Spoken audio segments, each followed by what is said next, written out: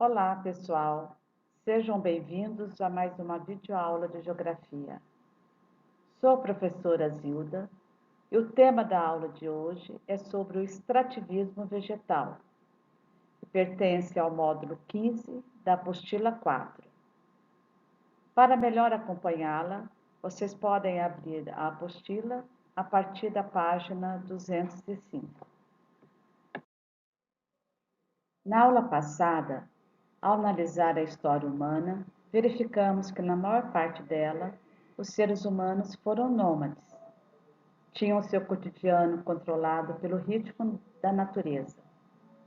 As mudanças das estações forçavam os animais a migrar em busca de melhores pastagens e alimentos,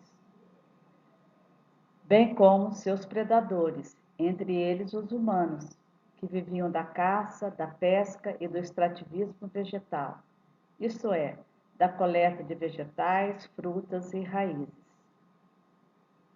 Com o aperfeiçoamento das ferramentas e das técnicas, os seres humanos passaram a interferir de maneira crescente no meio ambiente, selecionando as espécies vegetais que mais se adaptavam às suas necessidades. De sociedade coletora e caçadora, os grupos humanos passaram para produtores, permitindo então que eles se fixassem em um determinado espaço, isto é, se tornassem sedentários. A retirada dos recursos naturais passou de uma atividade ligada à subsistência para fazer parte da produção industrial, que transforma as matérias-primas em bens de consumo. Podemos citar a retirada da madeira para a produção de móveis, como mesas, camas, carteiras, cadeiras, etc. A retirada da cobertura vegetal para a fabricação de produtos também foi aprimorada até a prática da silvicultura, em que árvores são cultivadas exclusivamente para serem utilizadas para fins comerciais. A natureza fornece recursos que, depois de transformados pela indústria, utilizamos no nosso dia a dia. As florestas, portanto, são fontes de matéria-prima, tanto de produtos madeireiros quanto de não madeireiros. A produção madeireira e não madeireira é importante para a economia e para a sociedade. Os produtos madeireiros são facilmente reconhecidos em nosso dia a dia, pois vai desde a mesa, cadeira, lápis, pisos, laminados, lenha, até o carvão vegetal. Entende-se por madeireiro todo e qualquer material lenhoso que esteja apto para utilização no setor da serraria, estacas, compensados, laminados e outros. No Brasil, houve um grande desmatamento da floresta de araucária, podemos ver aí na imagem 1, que recobria grande parte da região sul, para aproveitamento da madeira na construção de casas e móveis. Como resultado, restam apenas 5% dela. No Brasil, a maior parte da madeira utilizada provém de florestas naturais e as áreas de reflorestamento ainda são pequenas. E a maior destruição ocorre na Amazônia. Os produtos não madeireiros, como o próprio nome indica, são todos produtos advindos da floresta que não sejam madeira, como as folhas, frutos, flores, sementes, plantas, castanhas, palmitos, raízes, cascas, fibras, óleos, látex, resinas e gomas. As florestas têm na extração de produtos não madeireiros sua principal fonte de renda. E hoje, no mundo todo, os recursos florestais não madeireiros consistem na principal fonte de renda e alimento de milhares de famílias que vivem da extração florestal e que são dependentes desses produtos. A atividade extrativa assume um importante papel econômico, social e cultural de várias populações. Ela tem uma significativa importância como alternativa econômica que pode diminuir o êxodo rural e as taxas de desmatamento, onde, em boa parte dos casos, os produtos podem ser manejados de forma simples, alguns dentro da própria reserva extrativista que os povos e comunidades já conduzem. Podemos ter imagens aí de produtos não madeireiros, como as frutas do guaraná, açaí, castanhas, palmitos, que estão representados na imagem 2. A palavra silvicultura provém do latim e quer dizer cultivo de floresta. É uma atividade que busca explorar de forma racional as florestas. A silvicultura produz, por meio do reflorestamento, madeiras para serem comercializadas e leva em consideração a preservação ambiental. O reflorestamento faz parte da prática de silvicultura, já que as florestas são criadas para a utilização comercial. Reflorestar é uma ação de repovoar uma área que foi desmatada por ações humanas, como a exploração de madeira e abertura de pastos, e seja por ações naturais, como incêndios, por exemplo. A ação de reflorestar normalmente está associada a uma ação humana, mas também pode ocorrer naturalmente, com o crescimento da vegetação.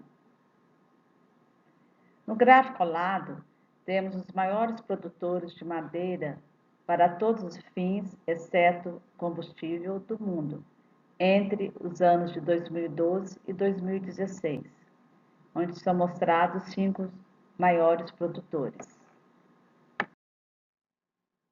A agricultura é um dos principais motivos do desmatamento de florestas. No Brasil, existem cerca de 10 milhões de hectares de florestas plantadas, sendo destaque a plantação de eucaliptos e pinos, que são importantes na fabricação de papel e celulose, e que se concentra no sul e no sudeste. As florestas de pinos respondem por 20% das florestas plantadas no Brasil. A imagem ao lado mostra uma área de reflorestamento em Água Boa, Minas Gerais. Os países desenvolvidos, principalmente no continente europeu, que perderam grande parte de sua cobertura vegetal original, fizeram investimentos em programas de reflorestamento e se tornaram mais verdes do que eram no início do século XX. O emprego de técnicas modernas na produção agrícola permitiu que as áreas destinadas à agricultura pudessem ser reduzidas. Estão realizadas sempre em terras muito produtivas. Francisco Alves Mendes Filho, mais conhecido como Chico Mendes, foi um seringueiro, sindicalista, ativista político, ambientalista brasileiro e símbolo da luta pela preservação da Amazônia. Ele lutou a favor dos seringueiros da Bacia Amazônica, cuja subsistência dependia da preservação da floresta e das seringueiras nativas. Ele nasceu e morreu no estado do Acre, em Chapuri. Ele foi morto pelos donos de terras, opositores à sua luta contra o desmatamento e por reivindicar melhores condições de trabalho para os seringueiros. Vamos conhecer um pouco mais sobre Chico Mendes no vídeo a seguir. Um lugar famoso em todo o mundo, mas que permanece misterioso para a maioria de nós: a floresta amazônica. Nesta terra, mais precisamente no estado do Acre, cresceu um homem que poderia ser apenas mais um a se conformar com as injustiças sociais e a destruição do meio ambiente. Aos 9 anos, analfabeto e sem perspectivas, seguiu os passos do pai e foi trabalhar nos seringais. Aos 20 anos, aprendeu a ler.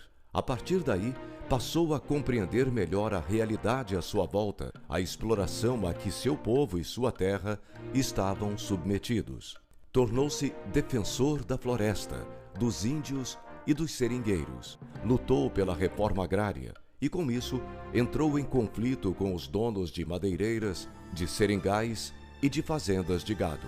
Em 1977, foi eleito vereador para a Câmara Municipal de Chapuri. Foi quando sofreu as primeiras ameaças de morte por parte dos fazendeiros. Em 22 de dezembro de 1988, após diversas ameaças, foi morto na porta de casa. Os assassinos foram julgados e condenados a 19 anos de prisão. Mas sua morte violenta não matou suas ideias. Ele transformou o ambientalismo internacional ao trazer para o centro do debate as populações diretamente afetadas pelo progresso indiscriminado. Um dos mais influentes ambientalistas de sua época, Francisco Alves Mendes Filho, o Chico Mendes. Até hoje, fonte de inspiração para movimentos sociais pelo mundo afora. Antes de encerrar, gostaria de comunicar a vocês que esta foi a nossa última videoaula inédita de Geografia. A partir da próxima semana, teremos aulas já gravadas para que vocês possam atualizar as atividades que ainda estão em atraso. Foi um ano de muita luta e de muitos desafios, pois 2020 começou e a vida seguiu o seu percurso normal. Mas, de repente, tudo mudou. Uma nova rotina, sem escolas, sem contato com os colegas, sem passeios, trazendo na vida de todos muitas mudanças e adaptações. Tudo isso se deu, como todos nós sabemos, devido a uma doença infecciosa chamada de Covid-19, onde o distanciamento social foi necessário para conter a propagação do inimigo invisível e pouco conhecido. Tivemos então que nos reinventar. Aulas presenciais que estávamos acostumados, em que trocávamos bastante ideias e nos informavam melhor, foram substituídas pelas aulas remotas. Foram muitos desafios, porém aprendemos bastante. Nenhum esforço foi perdido. As nossas tentativas renderam frutos e poderão nos ajudar nessa escalada rumo à aprendizagem. Parabéns a todos. Parabéns ao que tentaram e conseguiram aprender apesar das dificuldades. Parabéns a quem aprendeu menos, mas tentou. Sempre podemos melhorar. Essa é a nossa luta. Só consegue quem muito quer e luta para aprender. Fica aqui o meu agradecimento especial às famílias. Sei que não foi fácil assumir o papel de responsável pela aula remota. Tiveram que providenciar muitas coisas para que tudo desse certo e ainda garantir que o seu filho ou sua filha assistisse às aulas. Que o esforço de vocês seja recompensado. Obrigada mais uma vez e boas férias.